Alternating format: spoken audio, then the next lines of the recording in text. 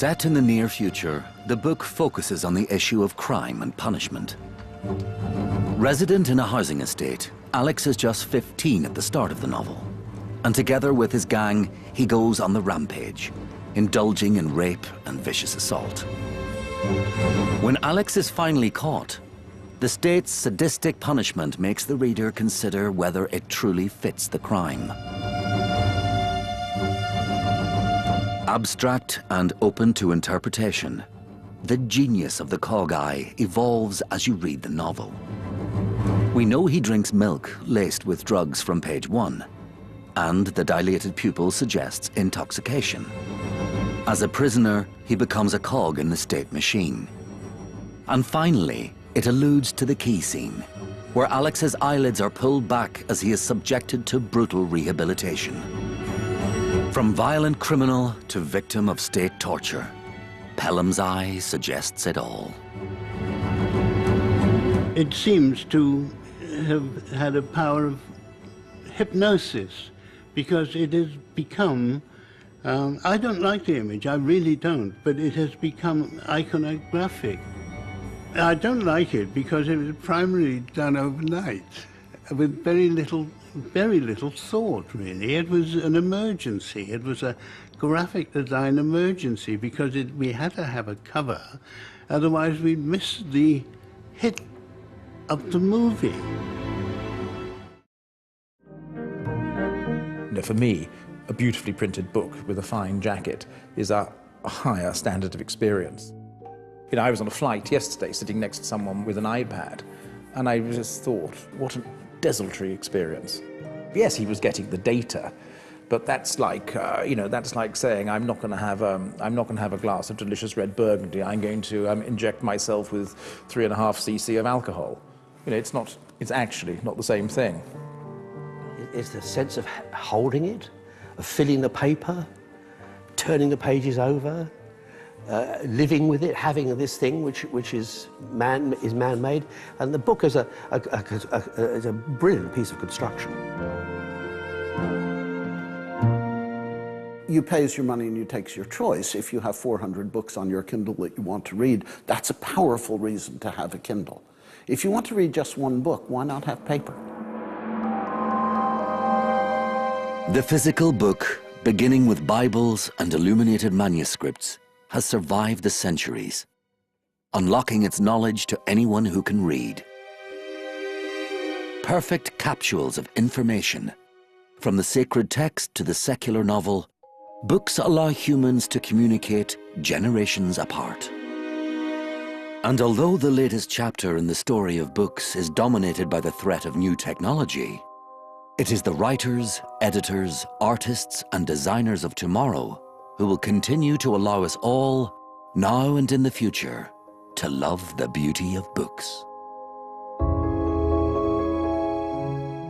If you can find an 1865 Alice, and there's a handful of them known, in the rare book market, you're looking at a book which is worth hundreds of thousands of pounds. It's the most valuable book in the 19th century. The British Library has one of the very rare 1865 first editions.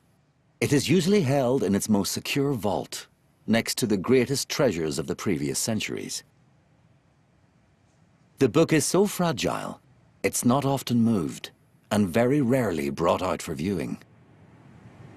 They've rushed it through the press, and there's a little bit of bleed through from the previous page, and the illustration, this one in particular, is rather faint.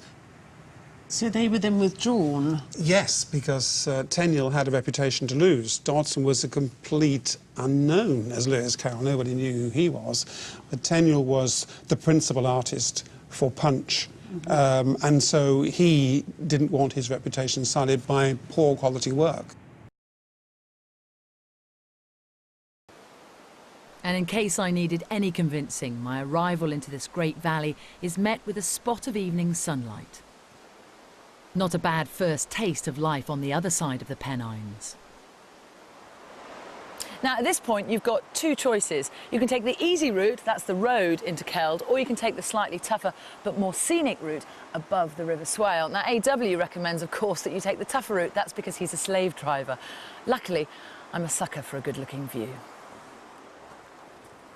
This is the latest edition. She's just in there. So she's kind of getting acclimatised and used to life on the farm. How old's Edith? A month. She's a month old, yes. So. And where'd you go to have your babies around here? What's the closest hospital? North Allerton.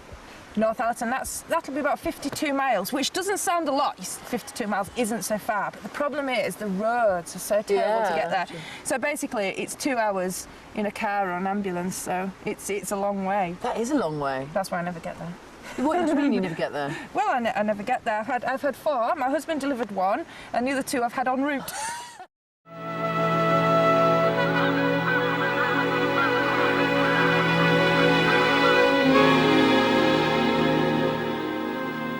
Rockcliffe Marsh on the Solway Firth.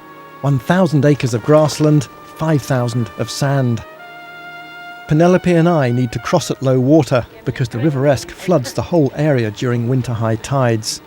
And all that before a 100-metre wade on horseback. Okay, on 3. 1, 2, 3. I discovered last night that I was to ride Spring Double, a thoroughbred racehorse. They can be flighty creatures, eager for a gallop, something I was in no mood to oblige. Little wonder my sleep was ruined by hellish visions of falling, drowning, or both. Feeling happy? Exciting. Yeah, this is enormously fun so far. Nothing untoward has happened in the first 3 seconds. Come on, kick him on, kick him on. Okay, Double, off we go. What sort of person do you have to be to enjoy riding horses and be good at it? Brave.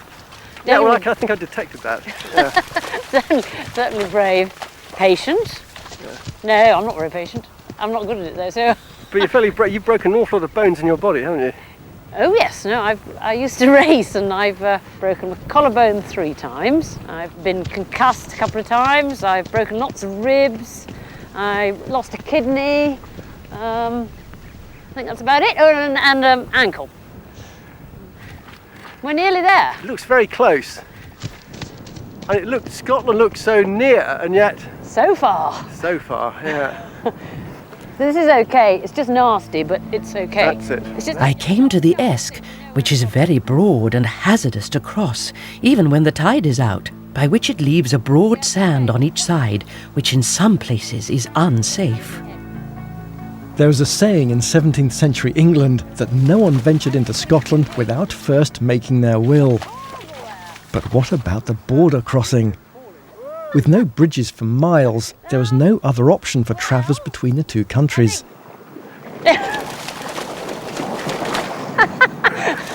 That looks a bit deep. I don't know, what do you think? I think maybe a less direct route to Gretna might be better. Shall I wait here? Up to you. No, come on, you'll be all right. Come on, Double. It's gravelly here, it's much better here. Double. Double. The last time I did this was in a mountain river in Afghanistan. On a pack horse. Was it warmer than here? It wasn't any warmer, but oddly enough, it was a lot easier. And this is a big, big river. Yeah. Ooh. Well done, Double. Good boy. Doing good. 9 years after Fiennes' visit in 1698, Scotland, England and Wales were to form a brand new country. She was travelling on the eve of Great Britain. Well done, Double. We've cracked it! Well done.